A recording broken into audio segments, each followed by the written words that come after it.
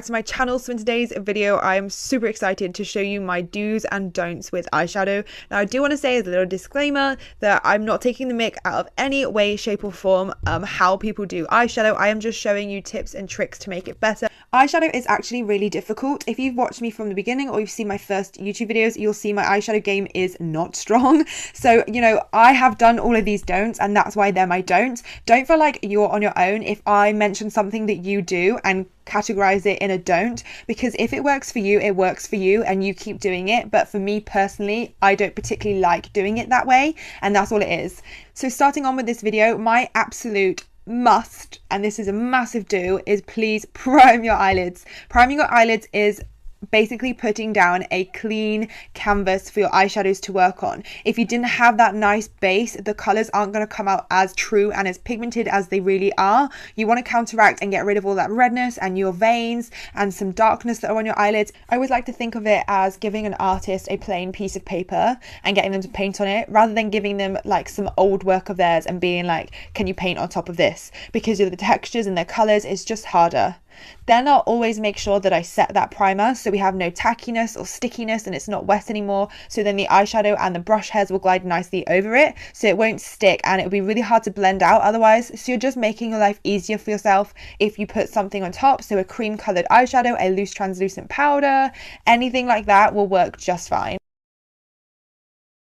So the next do's and don'ts is how I hold my mirror and the way I place and position my head. So I'll always tilt my head backwards a little bit and I'll look into the mirror below my head rather than directly in front of me. So that will cause the eyelid to be nice and basically nice and smooth. You'll have no creases, because if you put the mirror in front of you and you're trying to see what you're doing, that creates creases on your eyelids, so then it will just make it harder to blend out eyeshadow. So you're just giving yourself an easy life by putting your head back a little bit and putting the mirror down. So for a transition color and for a transition brush, I always go for like a pale soft brown, and I'll go for a big fluffy brush. This is my 228 from Zoeva. I literally use it all the time, opposed to brushes like this where they're quite small. So this big fluffy brush does all the work for you. You honestly just need to do like big circular motions into the crease and it would just kind of disperse the eyeshadow and make it look really nice and soft and blended.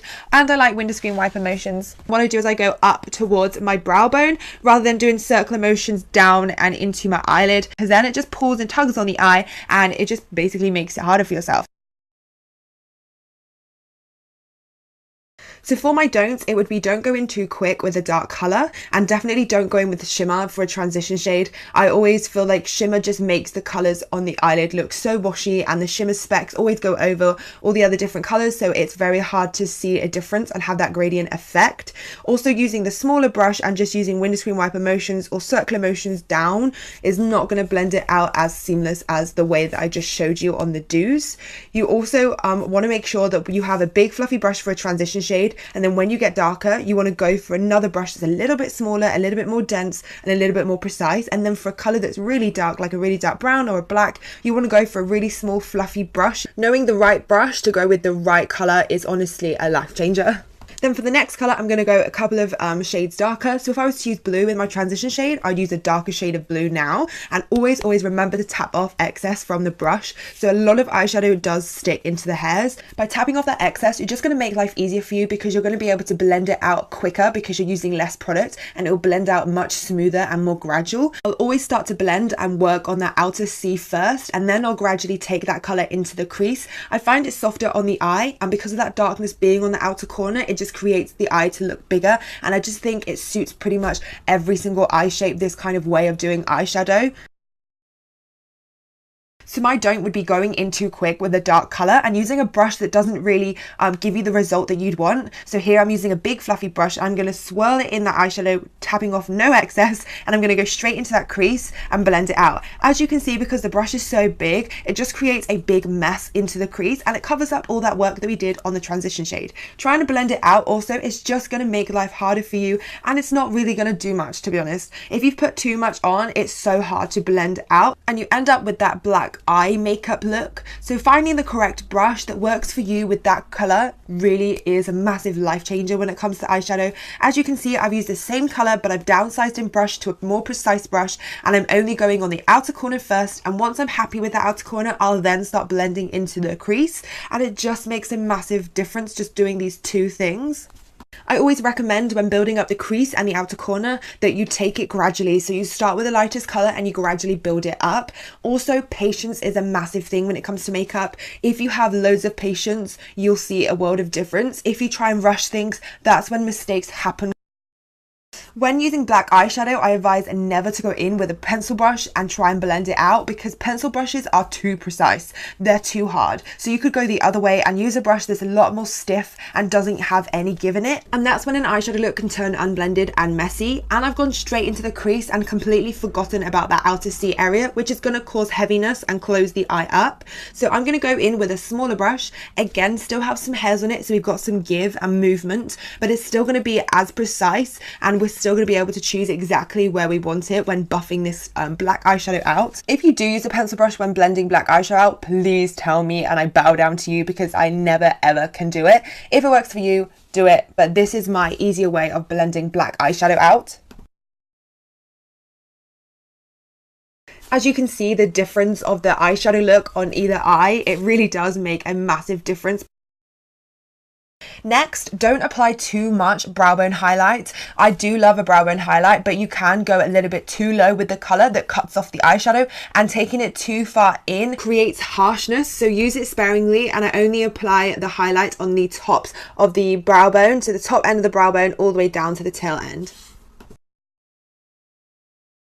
So when it comes to shimmers and pigments, you always want to use a flat brush opposed to a brush that's a little bit more fluffy, so you can pat on the color and basically get a better pigment payoff. And I always use Shadow Insurance Glue by Too Faced. So what I'll do is I'll put down the glue first, and then I'll tap on the shadow. So as you can see, the glue acts as a sticky base, so it really grabs onto that shimmer. Have you ever put shimmer on and then halfway through the day, because of blinking your eyes and your eyes getting oily, that shimmer is literally gone? But by using the glue, it will really stick to it and it will stay all day. No word of a lie, it is amazing. And just make sure that you blend out those edges so you don't have any harshness.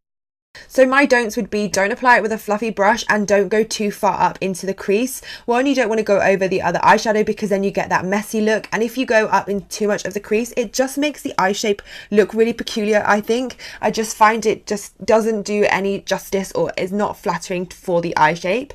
Then going in with pigment, again, I'm not using any glue, so the pigment is literally flying everywhere, and it's just not kind of having that impact that you really want from a pigment. You're not getting your money's worth if you don't really use a glue.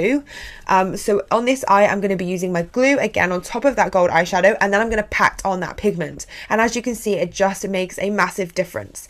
Another do is to make sure that you blend those edges of the glitter and the shimmer towards the brown. So I use little swiping motions to the side to really make sure that it looks nice and seamless and we don't have any harshness. You always want to make sure that you apply your eyeliner before you apply glitter, and I'll come on to why in a minute. But with eyeliner, you want to make sure that you do the eyeliner from the outer corner of the eye going up a little bit and out, and using a winged eyeliner brush will make the world of a difference when creating that wing. I also go in with a felt tip liner across the rest of the eye, because it's just more precise and it's easier to handle.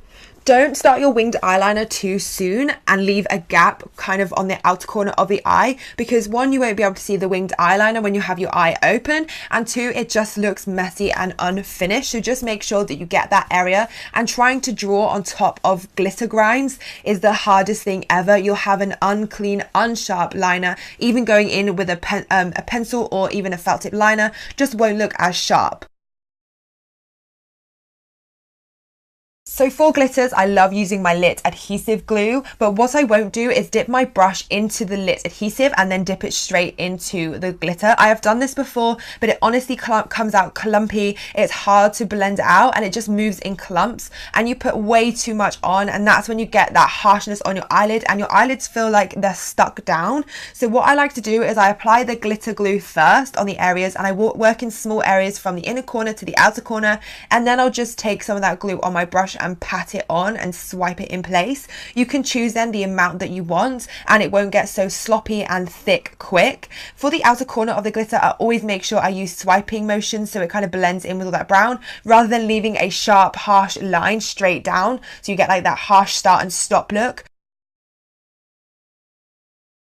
So for the lower lash line, you don't want to go in too soon with too much of a dark color. So I'm going straight in with black, and I'm using a brush that's really dense, really small, and really flat. So it has no blending ability whatsoever. So you want to treat your lower lash line as though it's your top eyelid. So you want to start out with a transition shade with a big fluffy brush. You then want to go in with a darker shade and a smaller fluffy brush, and then the darkest shade with the smallest brush that you use. This way of blending your lower lash line is going to make your eye look so much bigger and so much open just by having it nice and gradual and have that blend seamless.